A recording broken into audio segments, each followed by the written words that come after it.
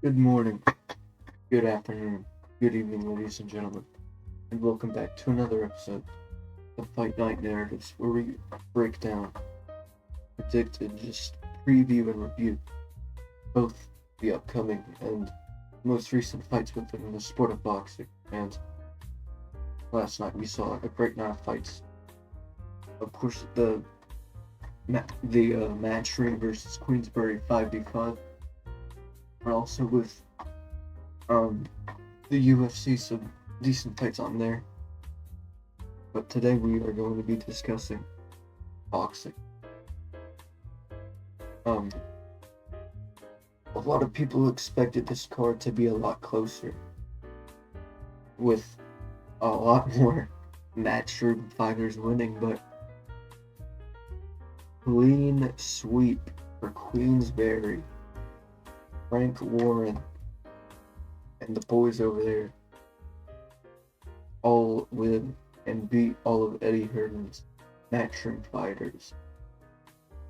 A very impressive outing for all of them, which you could argue that Ray Ford beat Nick Ball, but we'll get to that a little bit later. But let's get into this one. A lot of big questions arise out of this fight, out of these fights. First, let's start off with the first fight of the night, which was Willy Hutchinson versus Craig Richards. A lot of people expected a better performance from Craig Richards,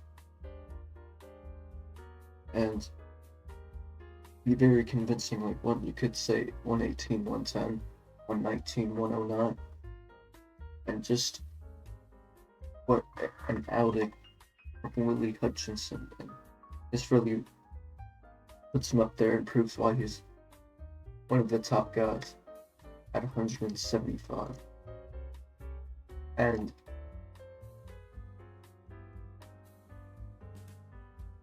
Craig Richards, he just didn't really look himself. Well, that's a part of it too. He just didn't really look himself. In which he did fight in February, which was a win. Don't quote me, but I think before that fight he had lost to Joshua Buatsi.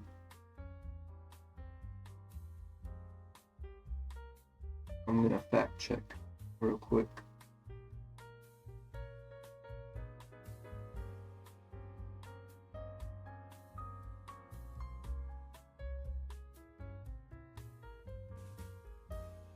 I don't know, I can't find it, but I think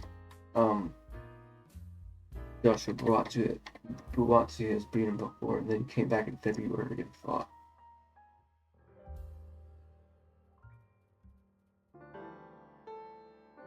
Yeah, I was right.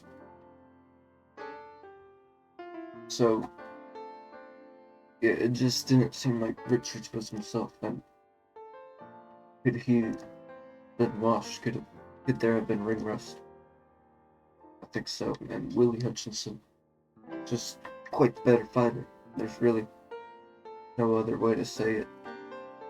And it was a great performance from Willy Hutchinson, to say the least. And that marked 1-0 for Queensberry. Next we go into the second fight of the night, which was Nick Ball versus Raymond Ford. And in the build-up to the fight, a lot of people expected this one to be quite the barn burner, including me. I think this was my most anticipated fight of the night. When you see Nick Ball and Ray Ford in a fight, you can expect fireworks, and that's what we got. Of course, Nick Ball, we knew what he was going to do. He was going to march forward and throw heavy volume and lots of combinations, and he was active from the first bell to the final bell. So he did tire a little bit. And that's when Ford started winning rounds. Um, I think I had it a draw this one. 114, 114. Even.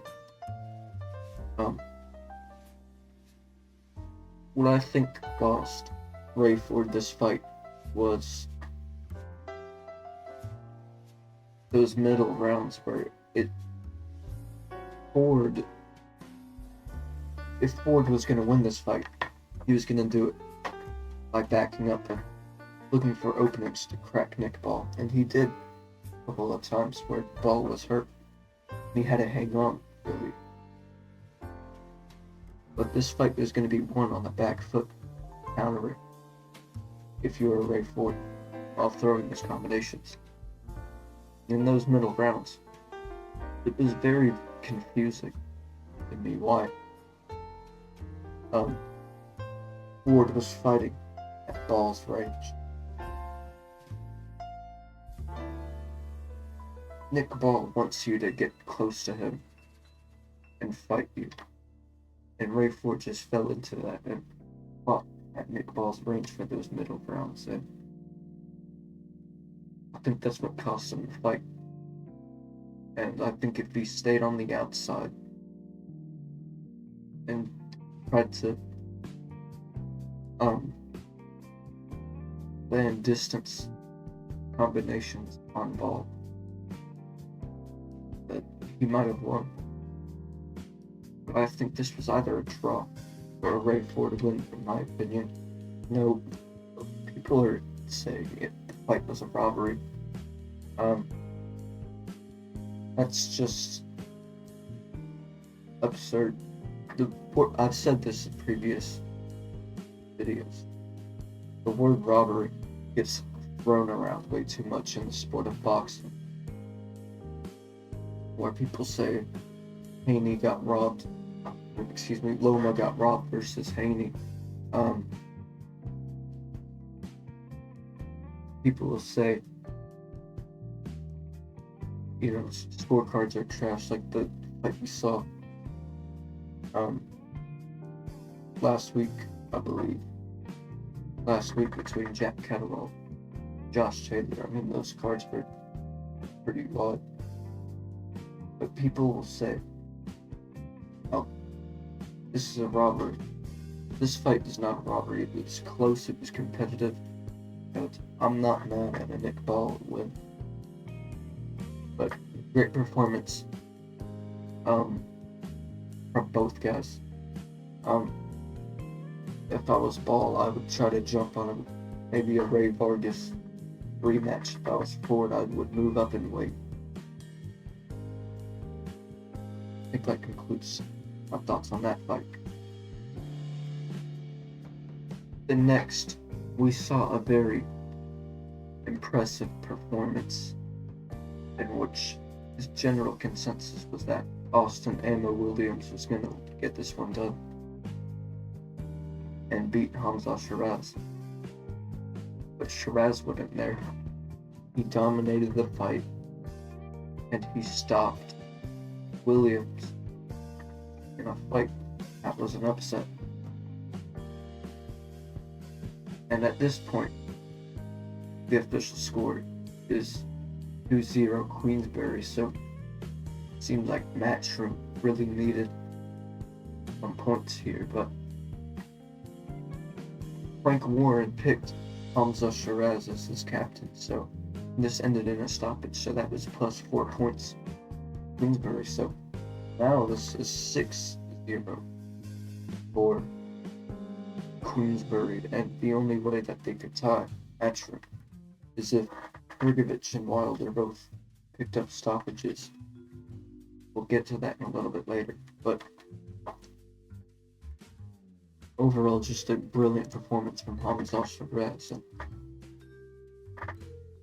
I'll admit it, if you go back to my prediction video, I did pick Austin Williams to win this quite convincingly, but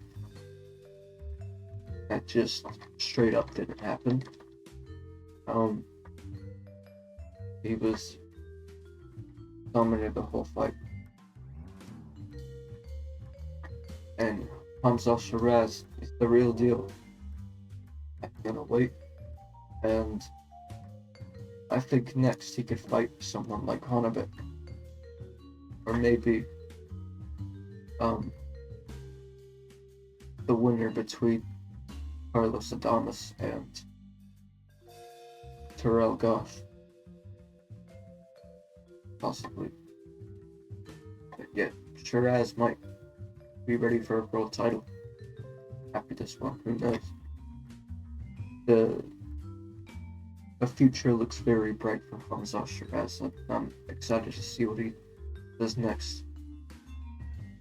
And just overall a great performance. But as for Emma Williams, he still has one loss as in the final, and I do believe he'll jump back. That's the same with Craig Richards and Ray Ford. I think Ford will perform very strong in the next weight class. But let's move on to the next fight. I'm getting a bit sidetracked. The next fight was Dmitri Bivol versus Malik Zinad. And the result of this one, I mean, you could see it from a mile away. At least for the winner. A lot of people picked Bivol by decision, and so did I. But Dmitri Bivol gets his first stoppage win in 7 years, I believe, and stops Malik Zinad in the 6th round, and even Bivol knocked him down in the very first round. So overall, it was just a great performance from Dmitri Bivol, and it seemed like Zinad could have had some early hope. He was doing alright against Bivol in the first round, but he got knocked down, and Bivol just jumped on him and got him out of there in the 6th round. And yeah, the result was pretty straightforward. Bivol would win, but a lot of people didn't pick him to win by decision. A lot of people didn't expect him to win by stoppage, in which he did, and he looked very good doing it. And big fight alert, and big fight alert, October 12th, Riyadh, Saudi Arabia. Dmitri Bivol versus Beterbiev for the undisputed belts. It's been confirmed. It's official. Turkey Al-Sheikh has confirmed it. The fight is happening October 12th. Beterbiev versus Bivol. Finally. I'm gonna make a separate video on that fight. But we're getting the undisputed fight, and hopefully all goes well, and Beterbiev's meniscus hopefully recovers. But going with the fight 100%, we'll have another great fight for the sport of boxing. But yeah, Bivol with a great performance, and Beterbiev up next, October 12th in Riyadh. Next, let's move to the co-main event. Dubois versus Filip Hrgovic. And this was a pretty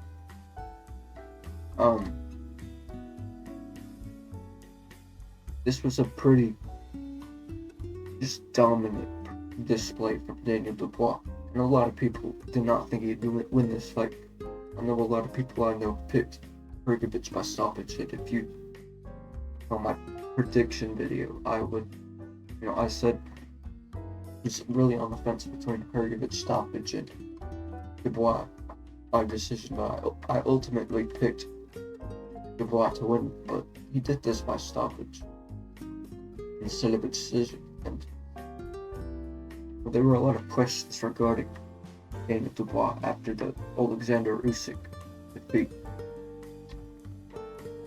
lot of people were calling him a quitter, saying that he didn't have what it takes to fight at the world championship level. So I do think that Hrgovic, a little overrated. Dubois is back. Triple D is back. And seemingly, we're going to get Anthony Joshua versus Daniel Dubois in September at Wembley, which is going to be a massive fight for the UK. And I'll definitely be looking forward to that. So, at this point, it's 8-0 Queensberry. I know I haven't kept score through all of the fights, but at this point it's 8-0 Queensberry, and even if Wilder got Zhang, which we'll get to, Matchroom cannot win. And Frank Ward has won the $3 million in the bragging rights. But very strong outing of Daniel Dubois. He busted Filip Hrgovic up. It was a doctor stoppage, which I think it was a good call. I think Hrgovic would have continued to get battered. But next up, Dubois versus Joshua in September at Wembley. I'll make a video on that when it gets officially announced. Maybe in the coming weeks, maybe a month from now. I don't know. Depends on when we'll get the announcement, but we can expect it probably relatively soon. Enough rambling. Let's get into the main event of the evening, which was Zhang versus Deontay Wilder. Deontay Wilder had talked about how he wanted to retire if he did lose to Zhang, which he did, by quite brutal finish. In my prediction video, I said that, it was a guaranteed knockout. Either Wilder by finish or Zhang by finish at a big finish. I got my prediction right on this one. I just thought that Wilder didn't have a steady foundation. The guy skips leg day. And with the big weight advantage for Zhang, he'd finish Wilder, and I got my prediction right. But we didn't get a post-fight interview from Deontay Wilder for obvious reasons. But I think it'd be safe to assume that he's probably retired, which is a bit upsetting. Just real quick, we're gonna pay quick respects to Deontay Wilder and all that he's done in the sport. The guy's done a lot for American boxing. You don't fluke 40 plus knockouts. And at Wilder's peak, he was very recognizable. And what I'm getting at is just that Deontay Wilder's done a lot for the sport, and I hope he has a great retirement, and he's had a great career. Of course, those 3 fights with Tyson Fury will be talked about for quite a while. When people go and look at the big heavyweight fights, people will see Wilder versus Fury, and Deontay's done a lot for the sport, and I hope he enjoys retirement, which I think there's no reason for him to fight on. But let's get off about Wilder's retirement. Let's talk about Zhang. it was a little bit of a snooze fest before the finish, and it, I mean, it takes two to tango, and Wilder was really only looking for the big right hand to stop it. But Zhang found the opening, spun Wilder around like a ballerina, and there it was, stopped him. I have the image up in the slideshow. Brutal finish, as mentioned. But what's next for Zhang after this performance? You know, of course, he had dropped what to Joseph Parker before this fight back in March. This puts Zhang right back in the spotlight with a win over a big name like Deontay.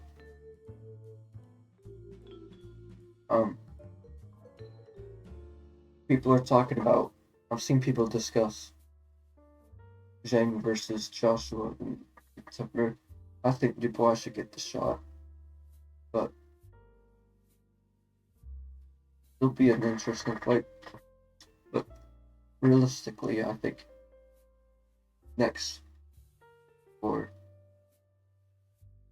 Zhang,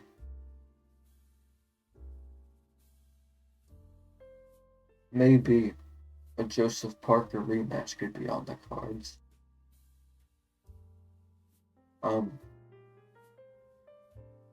Or actually, maybe a Filip Hrgovic rematch. I know Hrgovic, we discussed this a little bit ago. He's coming off a loss, but maybe get that win back. I don't know. There's a lot of options for Zhang. I think he has a bright future at heavyweight. Some possible fights: Anthony Joshua, Daniel Dubois, Joseph Parker rematch, Filip Hrgovic rematch. It's probably a couple more options. I'm excited to see what Zhang does next. Do I have any closing thoughts about any of the fights? I just want to emphasize real quick on this fight real quick. Paul versus Ford. Not a robbery. Stop saying it's a robbery.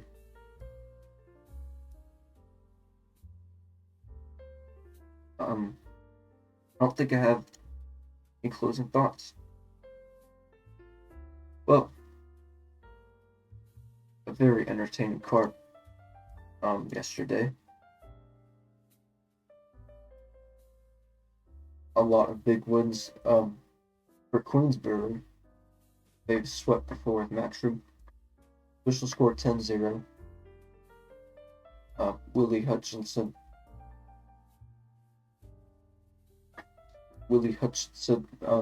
Dominated Craig Richards. Nick Ball with the controversial win over Ray Ford, but yet a very good win. Hamzah Sheeraz dominates Emma Williams in the upset. Dmitri Bivol dominates Malik Zinad and stops him. And fight with Beterbiev has been officially rescheduled for October 12th. Daniel Dubois pulls off the upset and dominates Filip Hrgovic. And Zhang knocks out Deontay Wilder and sends him off into retirement. But let me know what you guys think of all these fights. How do you think? Did you like them or not? And give me your thoughts in the comments below. Thank you all for tuning into another episode of the Fight Night Narratives. Probably tomorrow. I'll have a video up on the UFC 302. Keep on the lookout for that. And check out some of my other videos if you'd like. But with all that said, thank you all for watching. I'll see you guys in the next episode of the Fight Night Narratives. Goodbye and see you.